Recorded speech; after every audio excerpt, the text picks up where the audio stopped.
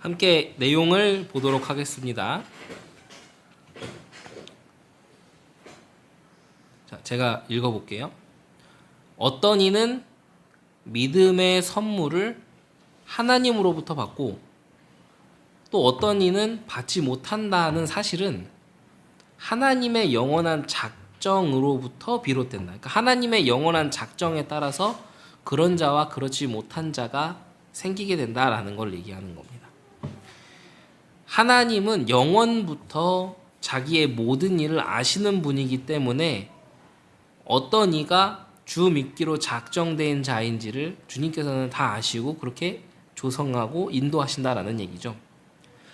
이 작정에 따라 하나님께서는 자신이 선택한 자라면 완고한 심령을 가진 사람이라 할지라도 그 심령을 부드럽게 하시며 그들로 하여금 믿도록 하신다라는 거죠. 그래서 처음에는 예수 믿는 것을 굉장히 핍박하던 한 분이 막 하나님의 은혜로 막 장로님까지 되고 막 이러는 간증들이나 이런 사례들을 우리가 자주 접할 수 있죠. 이런 부분들이 바로 이제 선택한 자라면 완고한 심령이라 할지라도 그 심령을 부드럽게 하셔서 그들로 하여금 믿도록 하신다라는 내용이겠죠. 그러나 선택되지 않은 자는 하나님의 공정한 심판에 의해서 사악함과 완고한 심령에 거하도록 내버려 두신다라는 거죠. 바로 여기서 똑같이 망할 수밖에 없는 사람들 사이에서 의로운 구별을 하시는 하나님의 헤아릴 수 없고 자비로우며 공정한 행위가 드러난다라는 겁니다. 그래서 하나님 말씀 안에 계시된 선택과 유기의 작정이라는 거죠. 악하고 더러우며 불안한 마음을 가진 자는 이 선택 교리, 이 작정 교리와 싸우다가 스스로 멸망에 이르지만 거룩하고 경건한 영혼에게는 이 교리가 말할 수 없는 위로가 된다라고 하고 있습니다. 선택이라는 부분을 같이 볼게요. 선택이라는 단어는 선택한 자와 택함을 받는 자가 있음을 의미하고 있죠. 그리스도께서 12사도를 선택하실 때 제자들을 부르시고 그 가운데서 또 사도들을 택하셔서 사도라고 칭하신 거죠. 그리스도는 자신의 주권으로 사도를 선택하셨습니다. 그래서 선택을 하는 자, 그리스도, 하나님, 이런 선택을 하는 자는 능동적이며 선택을 받는 자는 수동적이다라는 것이죠. 선택하는 자가 선택하는 것은 자신의 권한이며 특권입니다. 그것에 대해서 인간이 왈가왈부하고 뭐라고 할 수 있는 자격이나 이런 게 아무것도 없는 거죠. 따라서 육신의 이성으로 하나님의 선택에 대해 피조물인 우리가 왈가왈부할 수 없습니다. 이렇게 선택이라는 것은 창조주 하나님과 피조물인 인간을 구별하는 중요한 차이점이라는 거죠. 선택은 하나님만이 하실 수 있다라는 겁니다.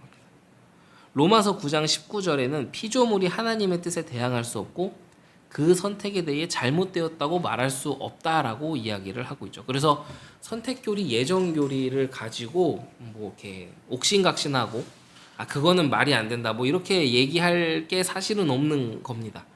그래서 개혁주의 신학을 공부하는 정말 제대로 공부하는 학교들에서는 개혁주의 신학을 공부시킬 때 그렇게 한다고 해요. 어떻게 하냐면 네 생각을 어때를 먼저 물어보는 적이 없다고 합니다. 네 생각은 어때가 아니라 하나님의 말씀에 그리고 개혁주의 신학이 이렇게 돼 있으니까 일단은 너가 이걸 너의 판단에 맡기지 말고 이게 그렇다고 하는 거니까 믿어. 하나님 말씀을 믿어.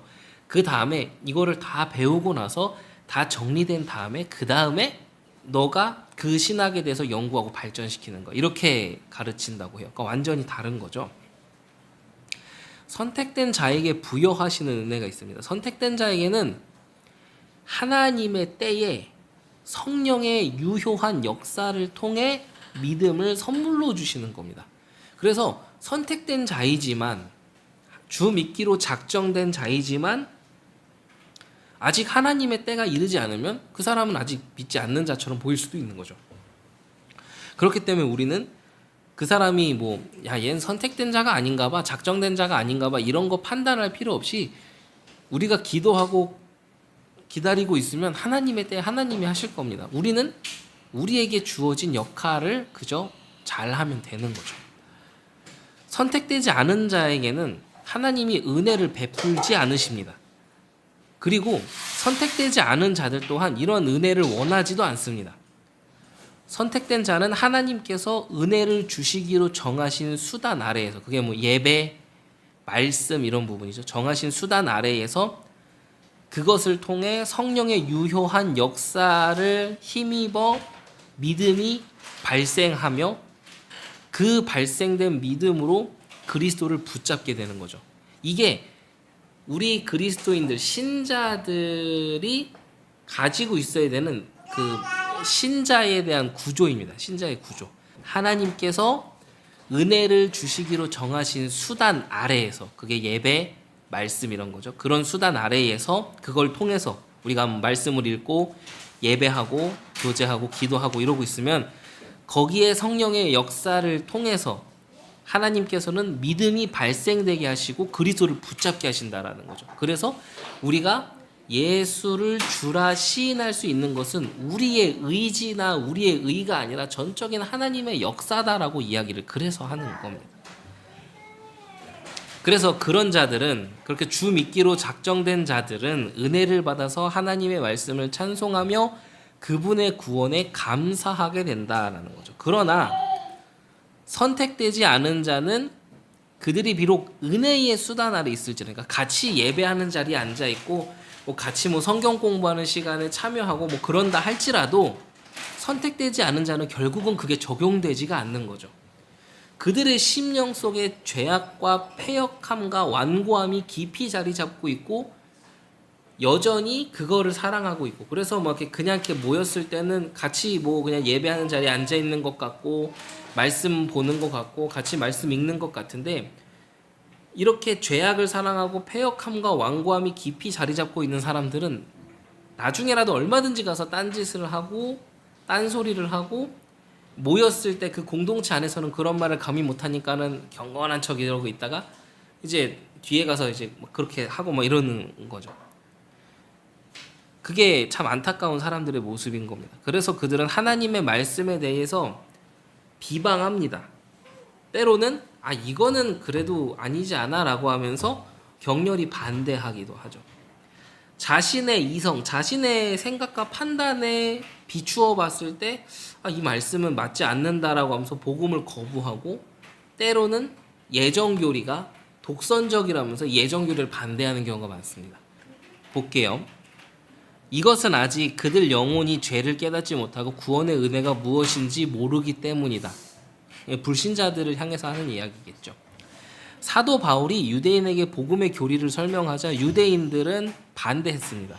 그래서 바울은 그들에게 하나님의 말씀과 은혜를 버리고 스스로 영생이 합당치 않은 자로 여기는 것이라고 했고, 그 사람이 이 주 믿기로 작정된 자인지, 그러니까 선택된 자인지 아닌지는 이 복음이 선포되었을 때 그 복음을 어떻게 대하는가에 대한 태도를 통해서도 확인해 볼 수 있다라는 겁니다.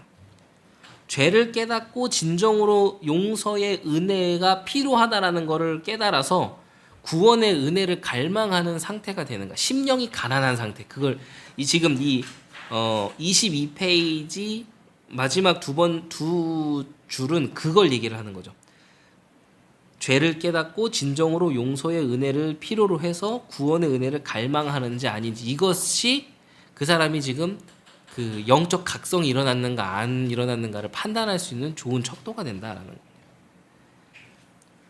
그리고 이제 다음 장인데, 다음 장에 참 재밌는 것들을 우리가 많이 볼 수 있어요. 다음 장에 보면 혹은 아직도 자신의 죄를 보지 못하고, 그러니까 말씀을 계속 듣고 복음의 교리를 계속 듣고 뭐 신학교를 계속 다니고 교회 다니면서 설교를 계속 듣고 하는데도 아직도 자신의 죄를 보지 못하고 용서와 구원의 필요성을 깨닫지 못하며 영적으로 무관심하든지 혹은 자신의 죄가 드러나는 것에 대해 참지 못하고 반발하든지 이렇게 된다라는 거죠. 그게 선택받지 않은 자들의 모습이다라고 이야기하고 있습니다. 근데 일시적으로 그런 모습을 보이는 사람도 있겠죠. 그러다가 하나님의 때에 하나님이 선택한 자가 맞다면 하나님께서 그 사람을 돌리시겠죠. 그러니까 우리는 그저 기도할 뿐이다라고 하는 건데, 이 두 번째 장의 이 첫 번째 이 줄 내용들을 보면은 거기 이제 이거를 끊어서 얘기해 보면 그래요. 용서와 구원의 필요성을 깨닫지 못하며라는 게 꼭 이런 그런 식인 거죠. 야, 뭐 한 번 받았으면 끝이지. 뭐 계속 용서를 구하냐, 막 이런 식으로 얘기를 한다거나 이런 사람들이 있겠죠. 아니면 영적으로 무관심해요. 그러니까 구원의 교리라든지 진리의 교리라든지 뭐 조직 신학의 구원론이라든지 이런 부분들이 있는데, 이런 부분에서 이렇게 무관심한 사람들은 뭐라고 하냐면, 야, 그 신학 별로 그렇게 중요한 거 아니야. 복음이 더 중요해. 뭐 이런 식으로 얘기를 한다거나, 아니면 자신의 죄가 드러나는 것에 대해 참지 못하고 반발하든지. 이게 뭐예요? 이렇게 막 지금 우리가 하나님의 말씀에 비추어 봤을 때 잘못 가고 있다, 잘못되고 있다, 우리가 회개하고 주님께 돌아가야 된다, 성경으로 돌아가야 된다, 이런 얘기를 하면은 꼭 이렇게 자신의 죄가 드러나는 것에 대해서 참지 못하거나 이 제대로 깨닫지 못한 사람들은 뭐라고 반발합니까? 야, 너는 실수 안 하냐? 이런 식으로 얘기를 하는 거죠. 죄가 뭐 어때서 뭐 이런 식으로 얘기를 하는 겁니다. 예배자로 부르셨고, 그 예배자가 자신의 삶을 통해서 주님과 동행하고 주님과 함께하는 그 행복을 삶을 통해 전달하라고 하신 거지, 네 삶은 엉망진창이어도 그냥 메시지만 잘 전달하면 돼. 그게 율법 폐기론이고 도덕 폐기론이에요. 자, 심령을 깨부수는 작업입니다. 인간은 죄로 인해서 죽은 상태이기 때문에 영적인 거를 알 수가 없습니다. 그리고 죄로 인해서 영혼이 죽은 상태이기 때문에 영적인 것을 좋아하지도 않고 영적인 것을 선택하지도 않습니다. 그래서 주 믿기로 작정된 자라 할지라도, 선택된 자라 할지라도 성령의 역사가 일어나기 전에는 선택되지 않은 자와 똑같은 모습을 하고 있는 거죠. 그래서 하나님 말씀을 다 읽었다고 해서, 예배의 자리에 그냥 다 앉아있다고 해서 다 구원받는 게 아니라, 말씀을 읽고 예배하는 자리 가운데 나와온 자들 중에 그 사람, 각 사람들에게 성령께서 역사하셔야 그 사람에게 구원의 은혜의 선물이 임하는 겁니다. 이게 완전 다른 얘기인 거죠. 이렇게 영적으로 죽은 자가 살게 되는 것은 전적인 하나님의 주권이고 하나님의 선택에 있는 것이다 라는 것을 기억하면 되겠습니다. 영적으로 죽은 자를 살리시기 위해서 성령께서는 그 선택된 자가 죄를 깨닫게 하시는 거죠. 그뿐만 아니라 그 영혼 스스로가 내가 스스로 어떤 행위랑 어떤 덕을 쌓아도 결국은 구원에 이를 수 없구나라는 것을 확실히 깨닫게 하신다라는 겁니다.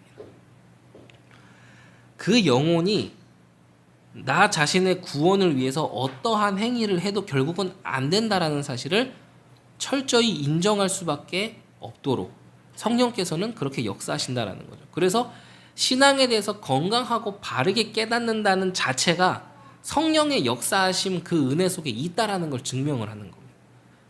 그래서 여기 중요한 부분이에요. 죄에 대해서 각성한 죄인이, 그러니까 우리들을 이야기하는 거죠.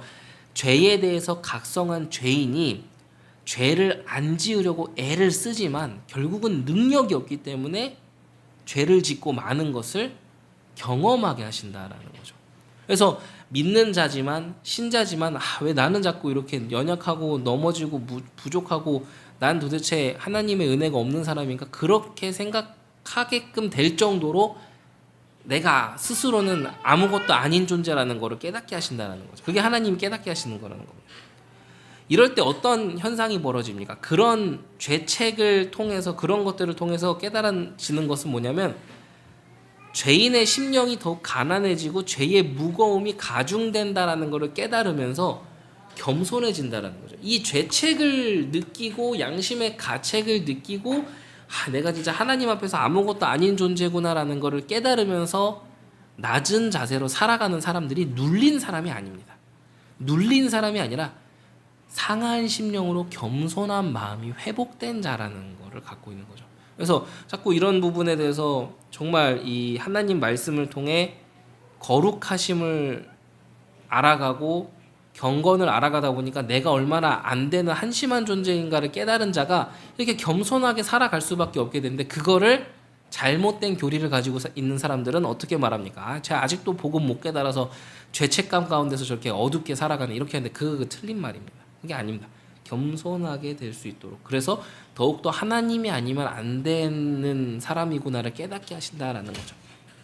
그러한 마음의 겸손, 상한 심령을 가진 그런 사람의 상태를 상한 갈대, 꺼져가는 심지라고 이야기를 하고 있는 겁니다. 이게 연약한 사람, 죽어가는 사람을 이야기하는 것이 아니라 하나님의 말씀 아래서 겸손해지고 낮아지는 사람들을 의미하는 거다라는 거죠.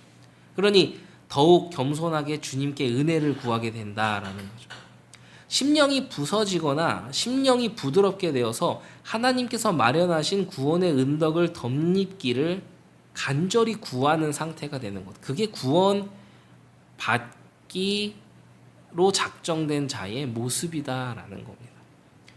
선택된 자에게 구원의 은혜가 미칠 때만 나타나는 현상이다라는 거죠. 그래서 이런 부분들을 보면서 그럼 내가 그런 과정을 통해서 하나님을 만났고 하나님을 의지하고 있고 성령의 역사를 날마다 간구하고 있으면 내가 그런 은혜의 선물을 받은 자고 그렇게 살아가는 그렇게 살아가는 자구나라는 것들을 깨달으시면 되는 겁니다. 그리고 그 다음에 볼게요. 하나님께서는 그런 사람에게 믿음이 생기도록 믿을 수 믿도록 역사하십니다. 죄인된 상태에서는 어느 누구도 스스로 하나님을 찾아서 스스로 믿을 수 있는 존재는 없습니다. 펠라기우스라는 사람은 인간의 의지로 결심해서 하나님을 믿을 수 있다고 말했지만 그거는 원죄 교리, 이런 영혼이 죄로 인해서 완전히 죽은 상태를 무시하고 반대하는 것 가운데서 나온 가르침이다라는 거죠. 성령의 역사 없이는 영적인 것을 알 수가 없습니다. 왜냐하면 영혼이 죽은 상태, 영혼이 부패한 심령의 상태는 죄를 좋아하고 죄를 사랑하지 하나님의 말씀과 생명의 말씀을 좋아하지 않기 때문이다라는 거죠. 자, 근데 왜 자꾸 펠라기우스나 이런 알미니안주의자들이 그렇게 얘기를 할까요? 스스로 믿겠다고 하는 것은 인간의 정욕적인 목적 때문입니다. 그래서 우리에게는 거듭남, 중생의 역사가 필요한 거죠. 선택된 자에게 믿음을 일으키시는 작업이 바로 중생이라는 거듭남이다라는 거죠. 성령의 역사로 인해서 그리스도 안에서 하나님께서 구원의 은덕을 마련하신 것을 깨닫고 그 구원의 은혜를 얻기 위해서 그리스도께로 나아가거나 그분을 붙잡는 것, 이게 믿음이다라는 거죠.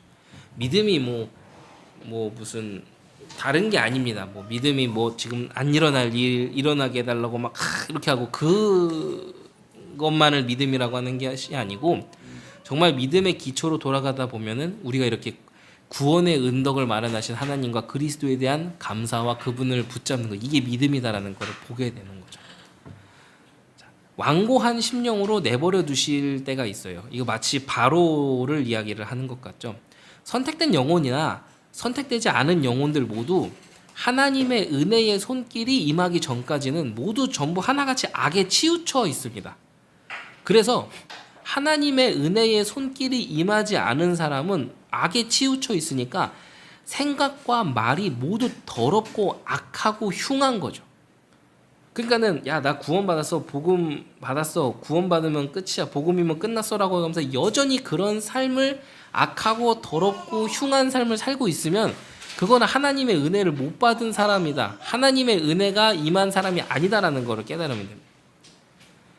선택되지 않은 영혼은 이렇게 하나님께서는 그냥 내버려 두십니다. 부패한 심령 그대로 있게 내버려 두시죠. 그들은 죄악 가운데 있는 걸 즐거워합니다. 그래서 말로는 지식은 머리에 쌓였으니까 얼마든지 그럴듯하게 이야기할 수 있는 거죠. 사람들을 말로 속이는 것도 능하고요. 그냥 귀에 걸면 귀걸이, 코에 걸면 코걸이, 그렇게 얼마든지 말할 수 있는 겁니다. 들어가 있는 건 많으니까. 근데 그런 사람들은 어떤 사람들입니까? 전부 이렇게 죄악 가운데 있는 걸 즐거워하고 죄악 가운데서 더욱 죄를 쌓죠. 그러면서 뭐라고 합니까? 누려, 이렇게 말하는 거죠. 얼마나 틀린 말입니까? 그리고 그 죄악이 심판의 기준에 이르면 하나님께서는 결국은 공의로 그들의 죄악을 심판하실 것이다라는 거죠. 그게 가급적이면 그 하나님께서 공의로 심판하는 일들이 우리가 육신의 몸을 입고 있을 때 일어나야 되는 겁니다. 죽어서는 끝난 거예요. 죽어서. 심판 과정에서 하나님은 굉장히 공정하시죠. 인간과 같지 않으신 하나님, 공의로우신 하나님이시기 때문에 그 어떤 사사로운 감정이나 뭐 얘는 좀 봐주고 이런 게 없습니다. 그래서 사람들은 그런 공의의 하나님을 보고 되게 무서운 하나님이라고 생각하는데 그거는 아니죠. 공의의 하나님의 그 시기가 다가오기 전에 하나님께서는 은혜와 사랑으로 깨달을 수 있도록 수많은 일들을 보여주시고 그렇게 하시는데 그거를 못 보는 겁니다. 죄인들은 어떤 상태가 됩니까? 그냥 완고한 심령으로 내버려져 있기 때문에 그냥 그 사람들은 그냥 죄악을 쌓게 하십니다. 그냥 하나님이 그냥 냅둬요. 그냥 뭐. 그래서 그 이제 보면은 그렇게 말씀하시는 분들 있어요. 아, 왜 저렇게들 사는데 저렇게 계속 저러고 사는데 왜 하나님은 저런 사람들 가만히 내두시죠? 이게 그겁니다. 그냥 내버려 두시는 거예요. 죄악을 쌓게 하시는 거. 그게 하나님의 심판이라는 거죠. 왜냐, 심판의 때에 그 사람들의 결말은 정해져 있으니까요. 죄인들은 이렇게 죄악을 쌓으면서도 어떻게 생각합니까? 자신에게 아무 일도 일어나지 않는 것을 통해서 더욱 교만해지고 악에 악을 더하기도 합니다. 이게 무슨 말이냐면 이런 거예요. 처음에는 양심의 가책을 느꼈어. 그런 거에 대해서 그래서 막 회개하고 했는데 그럼 계속 그렇게 살아가. 근데 나름대로 역사가 일어난다고 생각을 하는 거야. 역사가 일어난다고 생각을 하니까 이게 내가 죄 짓고 안 짓고가 중요한 게 아니라 하나님이 원하시는 그런 거 하면은 이렇게 살아도 되는구나. 이렇게 된다라는 거예요. 그렇게. 이게 그걸 얘기를 하는 거죠.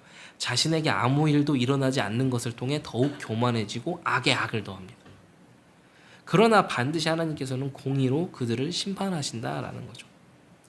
그래서 우리는 이런 부분들을 생각하면서 돌아봐야 될 게 뭐냐면 만약에 지금 나에게 어려움이 있다면 하나님께서 나를 포기하지 않으시고 그 시간과 그 일을 통해서 나를 징계하시기도 하고 깨닫게 하시기도 하고 회복시키시면서 나를 사랑하셔서 그렇게 나를 끝까지 버리지 않고 나를 데리고 이끌어 가시는구나. 오히려 하나님의 말씀 은혜 아래서 그런 힘든 시기를 갖고 계신 분들은 이런 부분에서 우리는 소망을 갖게 되는 거죠. 그런 부분들. 시련이 왔을 때 하나님께서 주시는 시련이 왔을 때 주님께 돌아오는 자는 그 기회를 잡은 자입니다. 그런데 더욱 교만해지는 자는 기회를 저버리는 거죠. 기회를 계속 저버리면 나중에는 희망이 없죠. 선택된 자인가? 다음 장이에요. 선택된 자인가 아니면 선택되지 못한 자인가에 대한 구별이 있어서 선택의 효과에 대해서 생각할 수 있어야 됩니다. 선택된 자인지 선택되지 못한 자인지는 그 효과를 통해 알 수 있다는 거죠. 우리는 어떤 사람에 대해서 이 부분을 조심해야 돼요. 어떤 사람에 대해서 쉽게 그 사람이 선택되지 않은 자라고 판단할 수 없기 때문에 쉽게 판단하고 정죄해서는 안 된다라는 거죠. 언제 하나님의 때로 그 사람이 돌아올지 모르기 때문에. 그래서 우리는 어떻게 됩니까? 따라서 어떤 사람을 쉽게 선택되지 않은 자라고 말하는 사람이 되기보다는 선택된 백성에게 나타나는 은혜의 표식이 저들에게 있는가를 주의를 기울이면서 그들이 말씀 가운데 있도록 해야 된다라는 겁니다. 그래서 정죄하고 저주하는데 우리의 에너지와 시간을 쏟는 것이 아니라 나에게는 그런 하나님의 은혜의 표시와 열매가 넘쳐나고 있는가를 나부터를 점검하고 내 주변의 사람들이 그렇게 되어져 가고 있는가를 점검하는 게 중요한 겁니다. 뭐 안 되는 사람들을 위해서 기도해야지 어떡하겠습니까? 이런 부분들이요. 선택된 자는 구원의 유효한 역사로 인해서 여러 가지 표식이 나는데 그게 뭐냐면 첫 번째로는 새로운 심령을 얻어서 새 생명의 삶을 삽니다. 그게 첫 번째 나타나는 증상이에요. 열매, 표식이라고 할 수 있죠. 그리고 두 번째는 뭡니까? 거룩한 삶을 추구하고 죄와 멀리하기 위해서 죄와 싸우기 시작합니다. 이게 두 번째 나타나는 증상이죠. 세 번째는 뭐냐면 하나님의 백성에게 있는 구원의 은혜가 경건의 모습으로 나타나서 세상에 그 경건함을 증거하는 기능을 하게 됩니다. 이게 구원받은 자가 가지고 있는 세 가지의 증상들이라는 거죠. 새로운 심령 얻어 새 생명을 사는 것, 거룩한 삶을 추구하며 죄를 멀리하고 죄와 싸우는 것, 구원의 은혜가 경건의 모습으로 나타나서 계속 거룩한 삶, 경건의 삶을 살다 보니까 그것을 세상에 나타내는 거. 이렇게 나온다는 거죠. 그래서 아직 구원의 은혜가 없는 자와 구원의 은혜가 있는 자는 구별될 수밖에 없는 겁니다. 갈수록 구별될 수밖에 없는 거죠. 그거를 의로운 구별이라고 했고, 청교도 시대 때는 참 이 표현 참 너무 좋은 표현이다라는 생각이 들었어요. 청교도 시대 때는 그런 성도를 구원의 은혜가 눈에 보이는 성도라는 거죠. 구원의 은혜가 눈에 보이는 성도. 그러니까 결국은 삶으로 말한다라는 거죠. 오늘날 한국 교회에 절실히 필요한 것이 바로 이것이 아닌가 싶다라고 교재는 얘기하고 있습니다. 자, 선택과 유기, 결국 뭐냐면 선택받은 자, 유기, 버려진 자를 얘기하는 거죠. 하나님께서는 선택된 백성이 거룩해지는 것을 목적으로 예정하셨습니다. 그래서 그 예정의 목적, 예정하신 목적은 예수 그리스도 아들의 형상을 본받게 하기 위함이죠. 그래서 예수님을 닮아가는 삶이 틀린 말이 아니에요. 그거 맞는 말이에요. 어떻게 예수님을 닮아갑니까? 라고 자꾸 얘기하시는 분이 계신데, 그거는 예수님과 하나님이 우리에게 그 가르쳐 주신 공유적 속성과 비공유적 속성을 구분하지 못해서 그런 얘기를 하시는 거고요. 주님의 거룩하심을 닮아가는, 예수님 닮아가는 삶을 살아갈 수 있어야 되는 게 맞습니다. 그럼 하나님의 자녀라고 말하면서 하나님을 닮아가고 예수 그리스도의 거룩함을 닮아가야지, 그럼 뭘 닮아가시려고 하는 건지 잘 모르겠어요. 세상 사람과 섞여서 전혀 구별된 삶을 살지 않는 사람은 자신은 예정되었기 때문에 결국은 구원받을 거야 라고 말하는데, 그건 어불성설이다라는 거죠. 세상 사람과 섞여 있다 할지라도, 세상 가운데 섞여 산다 할지라도 우리는 구별된 삶을 살도록 자꾸 싸워나가고 이렇게 영적 전쟁, 거기서 영적 전쟁이라는 말이 나오는, 그걸 해야 된다는 거죠. 은혜의 수단에 있었지만 은혜의 유용성이 없는 자들이 있는데, 이들은 하나님의 심판 앞에 놓일 수밖에 없습니다. 그래서 한때 신앙 고백을 하고 또 뭐 한때 뭐 세례 받으려고 앞에 서서 뭐 또 다 하고 이런 은혜의 모습을 보였지만, 결국은 그런 자들은 어떻습니까? 은혜에서 멀어져서 배교와 타락의 상태에 빠진 것, 그걸 유기교리라고 얘기하고 있죠. 유기된 자라는 거죠. 그럼 이 유기된 자 안에도 정말 우리가 기도하면서 다시 주님께로 돌아오기를 간구하고 또 간구해야 되는 거죠. 그래서 자주 제가 얘기하는, 뭐 우리 아들 우리 딸이 잘 믿었는데, 뭐 그거는 어느 지역의 교회를 가든 부모님들한테 다 들어본 것 같아요. 기도하셔야 되는 거지, 우리 애는 그래도 구원받았을 거라고 지금 그렇게 지금 안일하게 생각하시면 안 됩니다. 근데 이렇게 말씀하시면 기분 나빠하시는데, 뭐 어떻게요? 근데 진짜 우리가 잘 깨달아야죠. 배교와 타락이 분명하게 보이기 전까지는 어느 누구에게도 유기된 자라고 우리는 말할 수 없습니다. 그렇죠. 그러니까는 막 그래요, 교회 가야 되는데 참 안 되네, 이런 분들을 위해서 기도해 줘야 돼요. 가끔 이런 애도 있어요. 목사님, 나 근데 교회 다니고 싶지 않아요. 이런 친구도 있어요. 저렇게 따로 그 자녀들을 만나보면 그렇게 얘기했고, 그렇지만 그럼에도 그들을 위해서 우리는 기도해야겠죠. 언제 어떻게 변화되어 돌아올지 모르니까요. 예정교리를 반대하는 자는 어떤 사람들일까요? 더러운 마음을 가진 자와 불안한 마음을 가진 자는 예정교리에 대해서 굉장히 심하게 반발하고 거부합니다. 예정교리는 이 거듭나지 않은 사람은 이해할 수 없는 교리죠. 이게 하나님의 은혜라는 게 그렇습니다. 하나님의 은혜가 없이는 하나님의 은혜를 깨달을 수 없는 거죠. 구원의 은혜를 맛본 사람은 구원의 근거에 대해 묵상하면서 자신의 구원이 선택과 하나님의 영원한 작정으로부터 왔다는 사실을 인정하고 깨닫고 감사의 눈물을 흘리기 시작합니다. 그래서 선택 교리는 누군가를 정죄하는 교리가 아니라, 그 선택 교리는 내가 이런 은혜를 받았구나라고 하면서 감사와 감격이 회복되는 너무 좋은 교리인 겁니다. 근데 이걸 자꾸 이렇게 뭔가 다른 사람을 향하면 안 되겠죠. 구원의 은혜를 맛보지도 못하고 깨닫지 못한 자들 가운데 예정 교리에 대해서 반발하고 하나님을 비난하는 자들이 있어요. 근데 사실은 그 하나님의 은혜를 맛보지 못한 분들은 이거 아니어도 뭐 다 그냥 걸고 넘어져요. 반항하고 대적하는 마음으로 가득 차 있죠. 그러고 저 예전에 그런 얘기 들은 것 같아요. 어떤 분이 불신자인데 성경에서 내가 이해되는 것만 믿겠다, 나머지는 이해 안 되는 부분은 찢어버리겠다라고 했더니 그냥 가죽 표지만 남았더래요. 다 안 믿어진다는 거죠. 그런 분들도 있습니다. 근데 아까도 얘기한 그렇게 아무리 완고한 자라도 주 믿기로 작정된 자는 하나님이 역전시킨다라는 거죠. 그래서 우리는 기도할 뿐이다라는 거예요. 루터가 참 그 말을 잘한 것 같아요.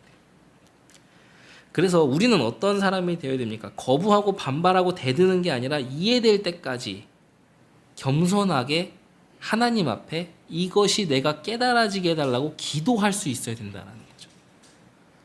내 이성과 혈기를 가지고 완악함 가운데서 예정교리에 대해서 반대하고 거부한다면, 그런 경험이 또 이렇게 들으시는 분들 중에 계셨다면, 오늘 교재에는 그렇게 나와 있습니다. 그 자체가 교만의 선봉에 선 것일 수도 있기 때문에 주의해보고 점검해보라고 합니다.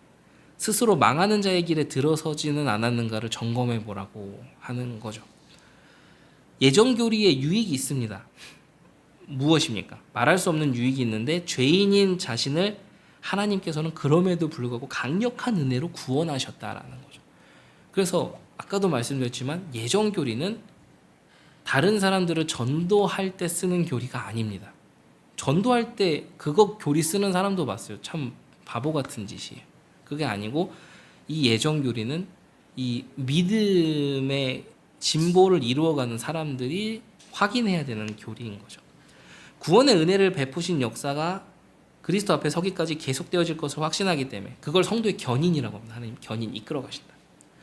고난 가운데 있다 할지라도 내가 영원한 하나님 나라에 이르기까지 끝까지 돌보시는 하나님의 은혜를 확신하게 만드는 게 이 예정교리다라는 거죠. 예정교리는 감사하는 교리로 이해해야 되고, 인간의 호기심, 자신의 이성을 만족시키기 위한 교리로 다루어서는 안 된다라는 겁니다. 그래서 오늘 이러한 내용들을 우리가 좀 봤습니다. 그래서 참 예정교리, 선택교리가 참 이렇게 은혜되는 교리구나. 또 참 이걸 보면서 참 안타까운 자들이 있는데 또 그 안타까운 자들을 저주할 게 아니라 기도해야겠구나라는 부분들을 우리가 다시 한번 돌아보게 됩니다. 네, 기도하고 마치겠습니다. 하나님 감사합니다. 오늘도 우리가 교리 공부를 통해 우리의 신앙을 다시 한번 점검했습니다. 우리의 신앙이 양질의 신앙이 될 수 있도록 하나님 은혜 주시고 그 시간 허락해 주심에 감사합니다. 우리가 신앙생활을 할 때 바르게 제대로 알고 신앙생활하고 건강한 신앙 가질 수 있도록 원하오니 하나님 성령의 역사로 우리를 인도하여 주시고 이끌어 주시옵소서. 살아계신 예수 그리스도 이름으로 기도합니다. 아멘.